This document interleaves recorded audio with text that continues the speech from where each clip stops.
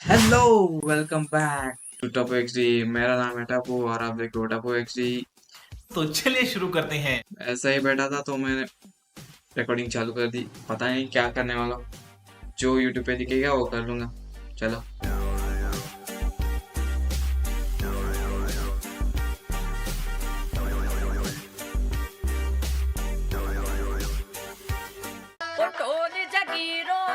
चलो। पिंकू, उसके पापा सुशील और मम्मी ओके। मार्केट करके घर वापस आते हैं। हाँ। वापस आकर देखते हैं किचन का पूरा सामान बिखरा पड़ा है और उनके घर से सोने के गहने चोरी हो गए हैं। ये देखकर वो दोनों डर जाते हैं और डिटेक्टिव मेहुल को कॉल करके बुला लेते हैं। आपके घर से इतना सारा सोना चोरी हो गया, सोने के बारे में किस किस को पता था? मेरे पड़ोस के कुछ दोस्तों को पता था। मेहुल उन पड़ोसियों को बुला लेता है। जब सुशील के घर पे चोरी हुई तब तुम लोग कहाँ थे? सर, मैं अपनी फैमिली के साथ मार्केट गया था, मुझे इस बारे में कुछ नहीं मालूम है। सर, चोर की बहुत पिटाई करना। सर, मुझे बॉस ने आज एक्स्ट्रा वर्क दिया था तो मैं वही कर रहा था। मेरे दोस्त सुशील के घर सोना चोरी हो गया सर, मेरा बेचारा दोस्त। सर, मैं अपने घर पे सो रहा था, मुझे कुछ भी नहीं मालूम है। मेरे दोस्त का ज्यादा नुकसान तो नहीं हुआ। डिटेक्टिव मेहुल तीनों की बात सुनता है और समझ जाता है कि चोरी किसने की। लेकिन क्या आप समझ पाए लॉजिकल आर्मी? ठीक है।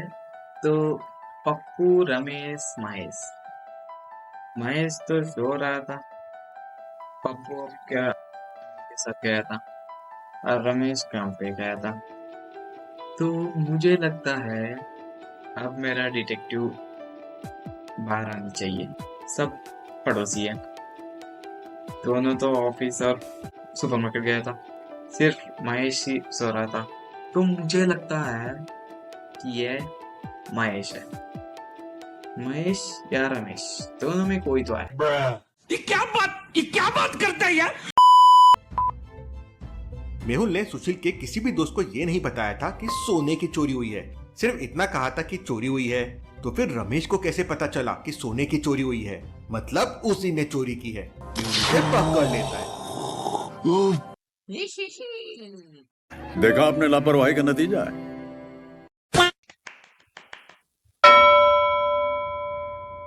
और रमन के साथ सूरज के घर जाता है। वो वहाँ देखते हैं कि सूरज की डेड बॉडी रूम में पड़ी हुई है। वो तुरंत डिटेक्टिव मेहुल को वहाँ बुला लेते हैं। मेहुल आते ही आसपास की चीजों को ध्यान से ऑब्जर्व करता है और फिर तीन लोगों से पूछताछ करता है। तुम तीनों कहाँ जा रहे थे सूरज के पास? सर, मैं तो सीधा ऑफिस से ही आ रहा हूँ। आज सूरज ने ही मिलने का प्लान बनाया था और आप मुझे ही शक कर रहे हैं सूरज के खून के लिए। सर, मैं तो वैसे 2 बजे रेस्टोरेंट में थी, लंच कर रही थी, तो मैं कैसे सूरज को मार सकती हूँ? सर, मैं तो आज पूरा दिन घर में था, कुछ काम नहीं था तो बस घर में सफाई कर रहा था। सूरज के कहने पे मैं घर से निकल गया था। तीनों की बात सुनकर और सबूतों को देखकर मेहुल समझ जाता है कि खून किसने किया है। लेकिन क्या आप समझ पाए लॉजिकल आर्मी? एक सेकेंड, एक second. I am coming directly off from the office. Suraj had called me. 2 बजे रेस्टोरेंट में थी। मैं सबके साथ आया। देखो, ट्रांसलेशन तो देखो वाई का।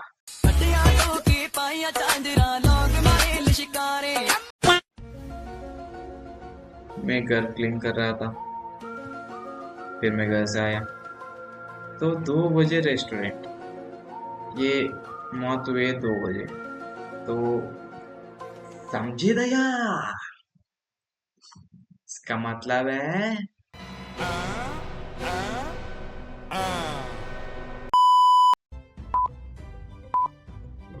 चलो भाई देखते हैं। सूरज की वॉच को ध्यान से देखिए, वो टूटी हुई है और 2 बजे पे स्टक हो गई है। मतलब हाथापाई हुई होगी और उस हाथापाई में वॉच टूट गई और बंद हो गई। और वॉच पे समय देखिए, एग्जैक्टली 2 बजा हुआ है। वहीं पूजा भी अपने स्टेटमेंट में 2 बजे का जिक्र करती है। उसे कैसे पता कि खून 2 बजे ही हुआ था?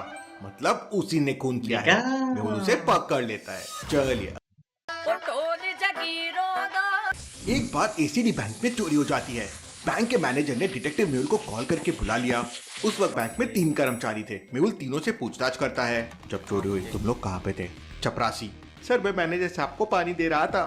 मैनेजर: सर, मैं अपने केबिन में काम कर रहा था।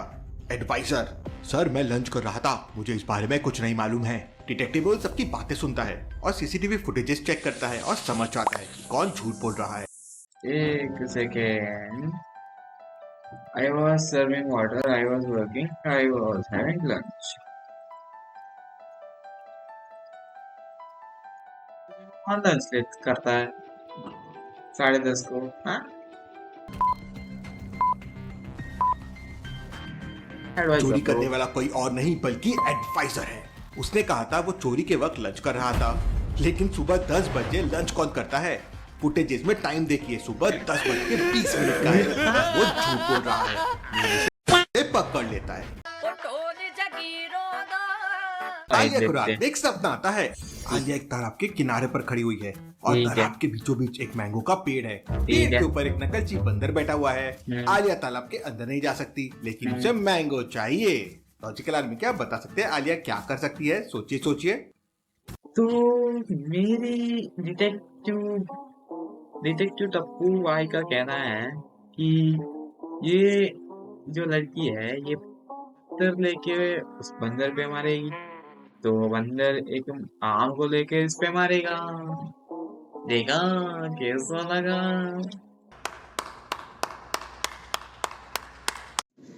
क्या सोच है रे तेरी, मानना पड़ेगा।